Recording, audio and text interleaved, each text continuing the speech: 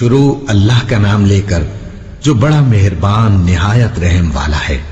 ہمارے ایک دوست تھے، ان کی بیٹی کی شادی تھی، تو میں کبھی نہیں جاتا ایسے موقعوں پر اس قسم کی جگہ پر، لیکن اس نے میری اتنی منت کی کہ میں شرمندہ ہی ہو گیا۔ میں نے کہا اچھا بھائی میں آ جاؤں گا، اور پھر اس نے مجھے تسلی دلائی کہ وہاں سارا الگ الگ ہے، عورتوں کا انتظام الگ ہے، مردوں کا الگ ہے، پی سی لاہور میں۔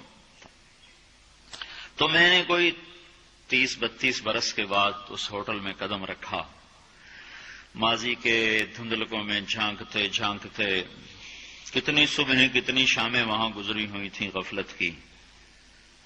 تو میں جب وہاں سے نکلنے لگا کھانے کے بعد، تو عورتیں نکل رہی تھیں، اکثر بے پرد تھیں، تو وہاں گیلری میں مجھے کسی نے روک لیا، وہ مجھ سے بات کرنے لگ گیا، میں کھڑا ہو گیا، دائیں بائیں کچھ اور عورتیں کھڑی تھیں، اتنے میں سب کی نظر پیچھے لگی، عورتوں کی بھی مردوں کی بھی۔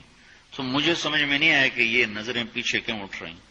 کیا دیکھا، میرے قریب سے ایک خاتون گزری جو سر سے لے کر پاؤں تک مکمل برقعے میں، ہاتھوں پہ بھی دستانے تھے اور پاؤں میں جرابیں تھیں، اور ایک بالکل سادہ سا برقع انہوں نے پہنا ہوا تھا۔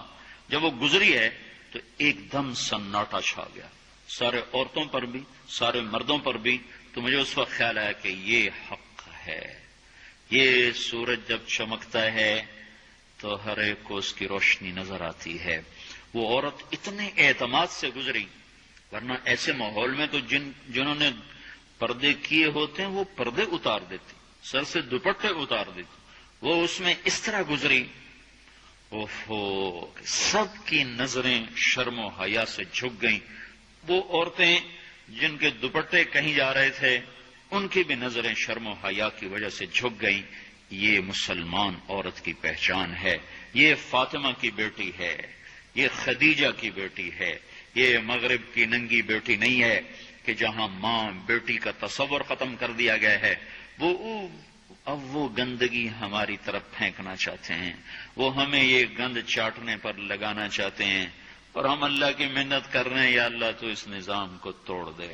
ہماری تو بے بسی ہے، ہماری بیٹیوں کے سر سے دوپٹے اتر گئے، کپڑے مختصر ہو گئے، عجب حال ہے۔ حیا پتہ نہیں کہاں ہی روٹ کے چلا گیا، نظر ہی نہیں آتا۔ پہاڑوں میں جا کے بھی ڈھونڈا، وہاں بھی نہیں ملا، صحراؤں میں گئے، دریاؤں میں گئے، کہیں نہیں ملا۔ کبھی ایک صفت ہوا کرتی تھی، آج پتہ نہیں کہاں سے ملے گی، کس بازار سے ملے گی، وہ منڈیاں ہی بند ہو گئیں۔ جس قوم کی بچیاں ناچ گانے کو اپنا شعار اور شوق بنا لیں، ان کی نسل سے اب خالد بن ولید نہیں پیدا ہو سکتے، ناچنے والے ہی پیدا ہوں گے۔ محمد بن قاسم نہیں پیدا ہو سکتے، طارق بن زیاد نہیں پیدا ہو سکتے۔